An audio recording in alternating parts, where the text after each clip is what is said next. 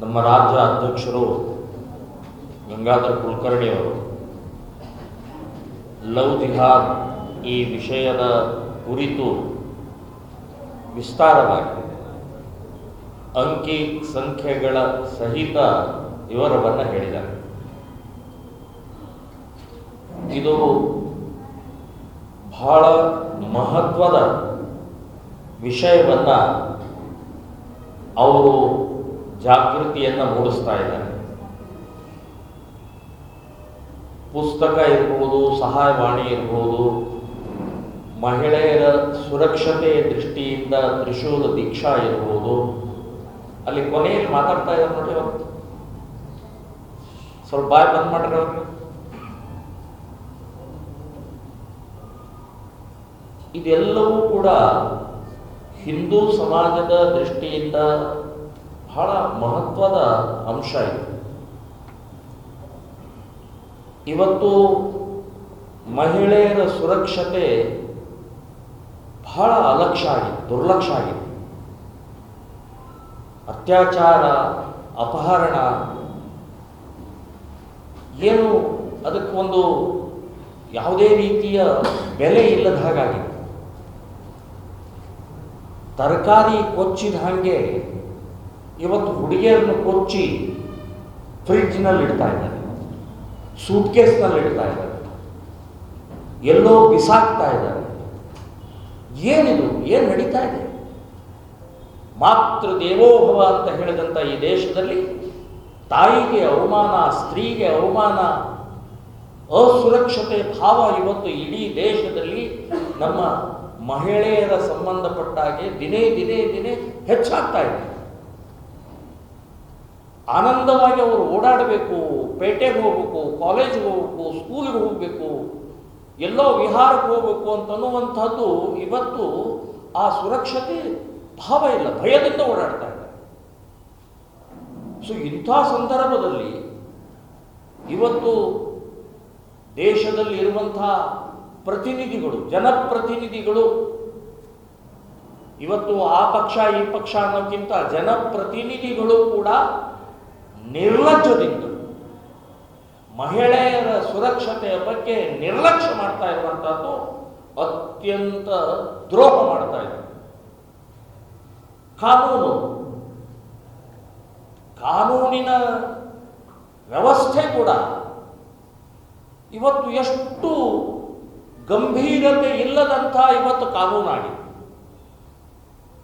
ಅಲ್ಲಿ ಕೂತಂಥ ನ್ಯಾಯಾಧೀಶರು, ನ್ಯಾಯಾಲಯಗಳು ಆ ನ್ಯಾಯಾಲಯ ಕೊಡುವಂಥ ಇದಕ್ಕೆ ಪಟ್ಟಿ ಕಟ್ಟಿದ್ದಾರೆ, ಕಣ್ಣಿಗೆ ಪಟ್ಟಿ ಕಟ್ಟಿದ್ದಾರೆ. ಏನೂ ನೋಡಬೇಡ ನೀನು, ನಾನು ಯಾವಾಗ ಬೇಕಾದವಾಗ ಜಜ್ಮೆಂಟ್ ಮಾಡ್ತೀನಿ, ಏನು ಬೇಕಾದ ಮಾತಾಡ್ತೀನಿ ಅಂತ ಅನ್ನೋದಕ್ಕೋಸ್ಕರ ಪಟ್ಟಿ ಕಟ್ಟಿದ್ದಾರೆ. ಏನು ನ್ಯಾಯಾಲಯಕ್ಕೆ ಏನಾದರೂ ಬೆಲೆ ಇದೆಯಾ? ಮಹಿಳೆಯ ಅತ್ಯಾಚಾರದ ಸಂಬಂಧಪಟ್ಟಾಗಿ ದೇಶದಲ್ಲಿ ದೊಡ್ಡ ಪ್ರಮಾಣದಲ್ಲಿ ಚರ್ಚೆ ಆಗಿದ್ದು ದೆಹಲಿಯ ನಿರ್ಭಯ ಪ್ರಕರಣ. ಎಷ್ಟು ಚರ್ಚೆ, ಇಡೀ ಜಗತ್ತಿನಲ್ಲಿ ಅದರ ಬಗ್ಗೆ ಚರ್ಚೆ ಆಯಿತು. ಚಲಿಸುವ ಬಸ್ಸಿನಲ್ಲಿ ಅತ್ಯಾಚಾರ ಮಾಡ್ತಾ ಹೋದರು. ಅದು ಜಡ್ಜ್ಮೆಂಟ್ ಆಗಿದ್ದೆ ಅವಾಗ 12 ವರ್ಷದ ನಂತರ. 12 ವರ್ಷದ ನಂತರ ಅಂತ ಒಂದು ಭಯಾನಕವಾದಂಥ ಅತ್ಯಾಚಾರದ ಕೇಸನ್ನು 12 ವರ್ಷದ ನಂತರ ಜಡ್ಜ್ಮೆಂಟ್ ಮಾಡ್ತಾರಾದ್ರೆ ನ್ಯಾಯಾಲಯದ ವ್ಯವಸ್ಥೆ ಹೇಗಿದೆ ನೋಡಿ. ಈ ಜಡ್ಜನ ಮಗಳನ್ನೇ ಆ ಬಸ್ಸಿನಲ್ಲಿ ಏನಾದರೂ ಅತ್ಯಾಚಾರ ಮಾಡಿದ್ರೆ ಜಡ್ಜು ಏನು ಮಾಡುತ್ತಿದ್ರು ಅಂತನ್ನುವಂಥ ಪ್ರಶ್ನೆಯನ್ನ ಪ್ರತಿಯೊಬ್ಬರು ನ್ಯಾಯಾಧೀಶರು ಹಾಕೋಬೇಕು. ನನ್ನ ಮಗಳೇ ಇದ್ದಾಳೆ, ನನ್ನ ಮನೆಯಲ್ಲಿರುವಂಥ ಹೆಣ್ಮಗಳೇ ಇವತ್ತು ಅತ್ಯಾಚಾರಕ್ಕೊಳಗಾಗಿದ್ದಾಳೆ, ಇಮ್ಮಿಡಿಯೇಟ್ ವಾದ ವಿವಾದ ಏನು ಮಾಡ್ತಾರೆ ಮಾಡಿ 3 ತಿಂಗಳೊಳಗೆ ಅದು ಜಡ್ಜ್ಮೆಂಟ್ ಕೊಡುವಂತಹ ಒಂದು ಪ್ರಕ್ರಿಯೆ ಇಲ್ಲದೆ ನಾನು ಈ ನ್ಯಾಯಾಲಯದ ವ್ಯವಸ್ಥೆಗೆ ಧಿಕ್ಕಾರ ಹೇಳ್ತಾ ಇದ್ದೇನೆ. ನಾನು ನಿನ್ನೆ ನಾನು ಪತ್ರಿಕೆಯಲ್ಲಿ ನೋಡಿದೆ, 84ರಲ್ಲಿ 1984ರಲ್ಲಿ ಇಂದಿರಾ ಗಾಂಧಿ ಸತ್ತ ನಂತರ, ಕೊಲೆ ಆದ ನಂತರ ಗಲಭೆ ಆಗತ್ತೆ ದೆಹಲಿಯಲ್ಲಿ. ಸಿಖ್ಖರನ್ನ ಸಿಕ್ಕಲ್ಲಿ ಹೊಡಿತಾರೆ, ಕೊಚ್ಚಿಕೊಳ್ತಾರೆ. ಎಷ್ಟು? ಒಂದಲ್ಲ, ಎರಡಲ್ಲ, ಹತ್ತಲ್ಲ, ನೂರಲ್ಲ, 3,000 ಸಿಖ್ಖರನ್ನ ಜೀವಂತವಾಗಿ ಕೊಂದು ಹಾಕ್ತಾರೆ. ಈ ಕಾಂಗ್ರೆಸ್ ನೀಚ, ನಿರಂತರ ಅಹಿಂಸಾ ಪರಮೋ ಧರ್ಮ ಗಾಂಧಿವಾದಿಗಳು ಇವತ್ತಿನ ಈ ನೆಹರೂದಿಂದ ಹಿಡಿದು ಇಲ್ಲಿ ತನಕ ಗಾಂಧಿ ಅಂತ ಹೆಸರಿಟ್ಟುಕೊಂಡಂತವರ ಕೃತ್ಯ ಏನು ಅಂತಂದ್ರೆ 3,000 ಜನ ಸಿಖ್ಖರನ್ನ ಕೊಂದಕ್ಕಂತ ಕಲಂಕಿತ, ರಕ್ತ ರಂಜಿತವಾದಂತಹ ಕಾಂಗ್ರೆಸ್ ನೀಚ. ಆ ಜಡ್ಜ್ಮೆಂಟ್ ಆಗಿದ್ದು ಈಗ ನಿನ್ನೆಲ್ಲ ಮೊನ್ನೆ ಅಂದ್ರೆ 41 ವರ್ಷ ಬೇಕಾಯ್ತದೆ. 3,000 ಜನರು ಕೊಂದದ್ದು ಒಂದು ಜಡ್ಜ್ಮೆಂಟ್ಗೆ 41 ವರ್ಷ. ಏನಿದೆ? ಮರ್ತೇ ಹೋಗ್ಬಿಟ್ಟಿದೆ ಸಾಕಷ್ಟು ಜನರಿಗೆ. ಅದು ಆಗಿದ್ದು ಗಲಾಟೆನೂ ಮರ್ತು ಹೋಗಿದೆ, ಕೊಂದದ್ದು ಮರ್ತು ಹೋಗಿದೆ. ಸೊ ಈ ರೀತಿಯ ನ್ಯಾಯಾಲಯ ವ್ಯವಸ್ಥೆ ಕೂಡ ಇವತ್ತು ಮಹಿಳೆಯರ ಅಸುರಕ್ಷತೆಗೆ, ಮಹಿಳೆಯರ ಮೇಲೆ ಅತ್ಯಾಚಾರಕ್ಕೆ ಕಾರಣಕರ್ತರು ಬಹಳ ಪ್ರಮುಖವಾದಂತಹ ಸ್ಥಾನ ನ್ಯಾಯಾಧೀಶರ ಮೇಲೆ ಇದೆ ಅಂತಂದು ನಾನು ಹೇಳ್ತಾ ಇದ್ದೀನಿ. ನಿಮ್ಗೆ ಏನೇ ಕೊರತೆ ಇರ್ಬೋದು, ನಿಮಗೆ ಜಡ್ಜ್ಗಳು ಇರ್ಲಿಕ್ಕಿಲ್ಲ, ಬಹಳ ಒತ್ತಡ ಇರ್ಬೋದು. ಅರೆ ಮಹಿಳೆಯರ್ರಿ, ನಿಮ್ಮ ಮನೆ ಒಳಗಡೆ ಇರುವಂತ ಮಹಿಳೆಯರ ಅಸುರಕ್ಷಿತವಾಗಿದ್ದಾರೆ ಅಂತನ್ನುವಂಥದ್ದು ಕೂಡ ಆ ಭಾವನೆ ಇಲ್ಲದೆ ಇವತ್ತು ನೀವು ಜಡ್ಜ್ಮೆಂಟ್ ಅನ್ನು ಎಳ್ಕೊಂಡು ಹೋಗ್ತೀರಿ ಅಂತಂದ್ರೆ ಏನಾಗ್ತಾ ಇದೆ? ಅದರಿಂದ ಅತ್ಯಾಚಾರಿಗಳಿಗೆ, ಅಪಹರಣಕಾರಿಗಳಿಗೆ, ಕೊಚ್ಚಿ ಕೊಲ್ಲುವಂಥವರಿಗೆ ಭಯನೇ ಇಲ್ಲ. ಯಾಕೆ? 41 ವರ್ಷದ ನಂತರ ಜಡ್ಜ್ಮೆಂಟ್ ಆಗತ್ತೆ. ಅಷ್ಟೊಳಗೆ ಕೆಲವು ಜನ ಸತ್ಯ ಹೋಗಿರ್ತಾರೆ. ಬಂಧುಗಳೇ, ಲವ್ ಜಿಹಾದ್ ನಾವು ಬಹಳ ಗಂಭೀರವಾಗಿ ತಗೊಂಡಿದ್ದೀವಿ. ರಾಜ್ಯ ಅಧ್ಯಕ್ಷರು ಈಗಾಗಲೇ ಅಂಕಿ ಸಂಖ್ಯೆಗಳನ್ನು ಹೇಳಿದ್ದಾರೆ. ಭಯಾನಕವಾದಂಥ ಅಂಕಿ ಸಂಖ್ಯೆ ಕೇಳಿದ ಕೂಡಲೇ ಇವತ್ತು ನಮಗೆ ಕಸಿವಿಸಿ ಆಗುತ್ತೆ, ಸಿಟ್ಟು ಬರುತ್ತೆ, ನೋವಾಗುತ್ತೆ, ಕಣ್ಣೀರು ಬರುತ್ತೆ. ನಮಗೆ ಜನ್ಮ ಕೊಟ್ಟಂತ ಆ ತಾಯಿಯ ಸ್ಥಾನದಲ್ಲಿ ಆಗ್ತಾ ಇರುವಂತ ಒಂದು ಅತ್ಯಾಚಾರ ನಮ್ಮ ಕಡೆಯಿಂದ ತಡೆಯಕ್ಕಾಗ್ತಾ ಇಲ್ಲ. ಕಾನೂನುಕರ್ತರು, ಜನಪ್ರತಿನಿಧಿಗಳು ಇವತ್ತು ಎಷ್ಟು ನಿರ್ಲಕ್ಷ್ಯ ವಹಿಸ್ತಾ ಇದ್ದಾರೆ ಅಂತ ಅನ್ನೋದಕ್ಕೆ, ಅದಕ್ಕೆ ನಾವು ಈ ವಿಷಯವನ್ನು ಗಂಭೀರವಾಗಿ ತಗೊಂಡು 2009ರಿಂದ ನಾವೊಂದು ಪುಸ್ತಕ ಮುದ್ರಣ ಮಾಡಿದ್ದನ್ನು ಮತ್ತೆ ಮರು ಮುದ್ರಣ ಮಾಡಬೇಕು ಅಂತ ಹೇಳಿ ಲೇಟೆಸ್ಟ್ ಅಂಕಿ ಸಂಖ್ಯೆಗಳು ಮತ್ತು ನಡೆದಂಥ ಘಟನೆಗಳನ್ನು ಸೇರಿಸಿ ಒಂದು ಪುಸ್ತಕವನ್ನು ಸಹಜವಾಗಿ ಎಲ್ಲರೂ ಓದುವ ಹಾಗೆ, ಎಲ್ಲರಿಗೂ ಜ್ಞಾನ ಬರುವ ಹಾಗೆ, ನನ್ನ ಮಗಳು, ನನ್ನ ಅಕ್ಕ, ನನ್ನ ತಂಗಿ ಈ ರೀತಿಯ ಆಗಬಾರದು ಅನ್ನುವಂಥ ಆ ಪ್ರಜ್ಞೆ ಮೂಡಿಸುವ ಸಲುವಾಗಿ ಇವತ್ತಿನ ಈ ಪುಸ್ತಕ ಬಿಡುಗಡೆ ಸಮಾರಂಭ ಇದೆ. ಈ ಪುಸ್ತಕದಲ್ಲಿ ಅಂಕಿ ಸಂಖ್ಯೆ ಇದೆ. ದೇಶದಲ್ಲಿ ಆಗ್ತಾ ಇರುವಂಥ ಎಷ್ಟು ಮಾಯ ಆಗಿದೆ, ಎಷ್ಟು ಅಪಹರಣ ಆಗಿದೆ, ಎಷ್ಟು ಕೊಲೆ ಆಗಿದೆ, ಮತ್ತು ಬಹಳ ಜ್ಞಾನಿಗಳು, ಅತ್ಯಂತ ಅಧ್ಯಯನ ಮಾಡಿದಂತಹ ವ್ಯಕ್ತಿಗಳಿಂದ ನಾವು ಲೇಖನವನ್ನು ಬರೆಸಿದ್ದೀವಿ. ಸೊ ಹಾಗಾಗಿ ಇದನ್ನ ಮನೆಗೆ ತಲುಪಿಸಬೇಕು. ಪ್ರತಿಯೊಂದು ಕಾಲೇಜಿನಲ್ಲಿ ಪ್ರತಿಯೊಬ್ಬರು ಓದಬೇಕು ಅಂತನ್ನುವಂಥ ದೃಷ್ಟಿಕೋನದಿಂದ 1,00,000 ಮುದ್ರಣ ಮಾಡಿದ್ದೀವಿ. ಸಾಲಲ್ಲ, 1,00,000 ಸಾಲಲ್ಲ, ಗೊತ್ತಿದೆ ನಮಗೆ. ಆದರೆ ಪ್ರಾರಂಭ ಅಂತೂ ಮಾಡಿದ್ದೀವಿ. ಸೊ ಈ ಹಿನ್ನೆಲೆಯಲ್ಲಿ ನಿಮಗೆ ಈಗಾಗಲೇ ನಮ್ಮ ರಾಜ್ಯಾಧ್ಯಕ್ಷರು ಒಂದು ವಿಷಯ ಹೇಳಿದರು,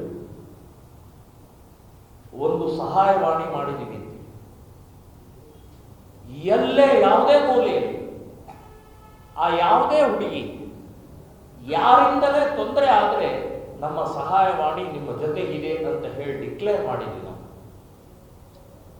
ನಮಗೆಲ್ಲರಿಗೂ ಆಘಾತಕರವಾದಂತಹ ಸಹಾಯವಾಣಿ ಬಿಡುಗಡೆಯ 5-6 ದಿನದಲ್ಲೇ 1000ಕ್ಕೂ ಹೆಚ್ಚು ಕರೆಗಳು ಬಂತು. ಕೆಲವೊಂದು ಧಮಕಿಗಳು, ಕೆಲವೊಂದು ಅಪ್ರಿಸಿಯೇಷನು, ಕೆಲವೊಂದು ನಮ್ಮ ಮಗಳು ಹೋಗಿದ್ದಾಳೆ, ನನ್ನ ಅಕ್ಕ ಹೋಗಿದ್ದಾಳೆ, ನನ್ನ ತಂಗಿ ಹೋಗಿದ್ದಾಳೆ, ಕೇರಳಕ್ಕೆ ತಗೊಂಡು ಹೋಗಿದ್ದಾರೆ, ಕಂಪ್ಲೇಂಟ್ ಕೊಟ್ಟಾಯ್ತು, ಇನ್ನೂ ಬಂದಿಲ್ಲ. ಅಳತಾ ಅಳತಾ ಅಳತಾ ಆ ದುಃಖ ನೋವಿನಿಂದ ಆ ಕರೆಗಳ ಬಂದಂತ ಇವತ್ತು 1000ಕ್ಕೂ ಹೆಚ್ಚು ಕರೆಗಳು ಬಂತು. ಅದರಲ್ಲಿ 40% ನಾವು ನಮ್ಮ ಕಾರ್ಯಕರ್ತರು ಹುಡುಗಿಯರನ್ನು ವಾಪಸ್ ತಂದರು. ಸಹಾಯವಾಣಿ ಸಕ್ಸೆಸ್ ಆಯಿತು. ಔಟ್ ಆಫ್ ಸ್ಟೇಟ್ ನಿಂದ ಬರ್ತಾ ಇದ್ದಾವೆ, ಆಂಧ್ರದಿಂದ ಕಾಲ್ಗಳು ಬರ್ತಾ ಇದೆ, ಮಹಾರಾಷ್ಟ್ರದಿಂದ ವಿಶೇಷವಾಗಿ ಕಾಲ್ಗಳು ಬರ್ತಾ ಇದ್ದಾವೆ, ದೆಹಲಿಯಿಂದ ಬರ್ತಾ ಇದ್ದಾವೆ. हमारे लड़की गई है कहा ಕಂಪ್ಲೇಂಟ್ ಇದೆಲ್ಲ ಮಾಲೂಮ್ ನಹಿ ಹೇ ಅಂತ ಹೇಳಿ ದೆಹಲಿಯಿಂದ ಫೋನ್ಗಳು ಬರ್ತಾ ಇದೆ. ಅಂದರೆ ಸಹಾಯವಾಣಿಯ ಸಾರ್ಥಕತೆ ಆಯಿತು ಅಂತನ್ನೋದಕ್ಕೆ ನಾನು ನಿಮ್ಮ ಮುಂದೆ ಇಡ್ತಾ ಇದ್ದೀನಿ. ಇವತ್ತಿಗೂ ಕರೆಗಳು ಬರ್ತಾ ಇದ್ದಾವೆ. ಪೊಲೀಸರಿಗೆ ಕರೆ ಹೋಗ್ಲಿಕ್ಕಿಲ್ಲ, ಪೊಲೀಸ್ ಡಿಪಾರ್ಟ್ಮೆಂಟ್ಗೆ ಕರೆ ಹೋಗ್ಲಿಕ್ಕಿಲ್ಲ, ಅವರಿಗೆ ಕಂಪ್ಲೇಂಟ್ ಹೋಗ್ಲಿಕ್ಕಿಲ್ಲ, ಆದರೆ ನಮಗೆ ಕರೆಗಳು ಬರ್ತದೆ. ಯಾಕೆ? ವಿಶ್ವಾಸ ಇದೆ, ನಾವು ನಿಶ್ಚಿತವಾಗಿ ಅವರನ್ನ ಕರ್ಕೊಂಡು ಬರ್ತೀವಿ, ವಾಪಸ್ ಮನೆಗೆ ತಲುಪಿಸ್ತೀವಿ ಅಂತ ವಿಶ್ವಾಸದಿಂದ ನಮಗೆ ಕರೆ ಬರ್ತಾ ಇದ್ದಾರೆ. ಕರ್ನಾಟಕದಲ್ಲಿ 3 ಪೊಲೀಸ್ ಆಫೀಸರ್ಗಳ ಮಗಳೇ ಅಪಹರಣ ಆದಂತಹ ಸಮಯದಲ್ಲಿ ಅವರು ಪೊಲೀಸ್ ಆಫೀಸರ್, ಅವರೇ ಬಂದು ತರಬಹುದು, ಅವರಿಗೆ ಗೊತ್ತಿದೆ. ಆದರೆ ಅವರು 3 ಪೊಲೀಸ್ ಆಫೀಸರ್ಗಳು ಬಂದಿದ್ದು ಎಲ್ಲಿ ಅಂತಂದ್ರೆ ಶ್ರೀರಾಮ ಸೇನೆಯ ಆಫೀಸಿಗೆ ಬಂದು ಹೇಳಿದ್ರು. ಯಾಕೆ ಅಂತಂದು ನಾನು ಕೇಳಿದೆ, ಯಾಕ್ರಿ ಏನ್ರಿ ಇದು ನೀವು ನಮಗೆ ನಾವೇ ನಿಮ್ಮ ಕಡೆ ಬರಬೇಕು, ನೀವೇ ನಮ್ಮ ಕಡೆ ಬರ್ತಾ ಇದ್ರಲ್ಲ ಅಂತ ಹೇಳಿದಾಗ, ಕಾನೂನು ಏನಿದೆ ಅಂತನ್ನೋದು ನನಗೆ ಗೊತ್ತು ಅಂತ ಹೇಳಿದ್ರು. ನಿಮಗೆ ಅದರ ಲಿಂಕ್ ಇದೆ, ನಿಮಗೆ ಅದರ ಚೇನ್ ಗೊತ್ತಿದೆ, ನಿಮಗೆ ಅದರ ಅಧ್ಯಯನ ಮಾಡಿದಿರಿ, ಅವರನ್ನ ನೀವು ತರುವಂಥದ್ದು ನಿಮಗೆ ಗೊತ್ತು. ಆದರೆ ನಮಗೆ ಕಾನೂನು ಕೈ ಕಟ್ಟಿ ಹಾಕಿದೆ. ಯಾಕೆ ಅಂತಂದ್ರೆ 18 ವಯಸ್ಸು ದಾಟಿದಂತ ಹುಡುಗಿ 21 ವರ್ಷ ದಾಟಿದಂತ ಹುಡುಗ ಇದ್ರೆ ಪೊಲೀಸರು, ಕಾನೂನು, ಕೋರ್ಟು ಏನೂ ಮಾಡೋಂಗಿಲ್ಲ, ಅವರಿಗೆ ಸ್ವತಂತ್ರ ಕೊಟ್ಬಿಟ್ಟಿದೆ. ಹಾಗಾಗಿ 18 ವರ್ಷ ಮೇಲ್ಪಟ್ಟು 21 ವರ್ಷ ಮೇಲ್ಪಟ್ಟ ಯಾವುದಾದ್ರೂ ಹುಡುಗಿ ಅಪಹರಣ ಆಗಿತ್ತಂದ್ರೆ ಅದನ್ನು ವಾಪಸ್ ತರುವಂತಹ ಪ್ರಕ್ರಿಯೆ ಶ್ರೀರಾಮ ಸೇನೆ ಸಂಘಟನೆ ಮಾಡುತ್ತೆ.